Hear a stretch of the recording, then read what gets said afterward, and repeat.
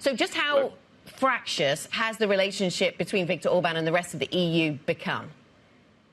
Right, so Orban just really thrives on creating international tension because it suits him to keep Hungary in a constant campaign mode domestically and in his electoral base mobilized. So that's how he's been winning elections for the last decade and a half, and that's, as you say, has been kind of an overarching theme of his relationship with the EU. And in turn, the EU has kept pressure on him for eroding checks and balances and running Hungary sort of effectively as a one-party state recently. And that has caused delays in some of the most important initiatives in the EU and also NATO when it comes to assistance for Ukraine and NATO expansion. Yeah. Okay. So we begin the 6-month rotating presidency with Hungary at the helm.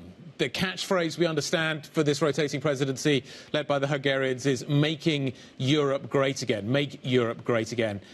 How is this going to be achieved? Yeah, so that slogan, of course, is a tribute to Orban's sort of personal ties to Donald Trump. And as you say, it signals a sort of hectic period ahead for the EU while Orban is at the helm of the bloc. And Hungarian officials have been quite notorious for vetoing those major deals in Ukraine, but also making even sort of basic diplomatic activity in the EU fairly difficult on a day-to-day basis.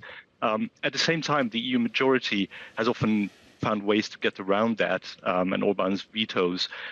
So when Orban felt cornered, he sometimes just literally sort of shuffled out of the room and quietly let the others make decisions and sort of abstain.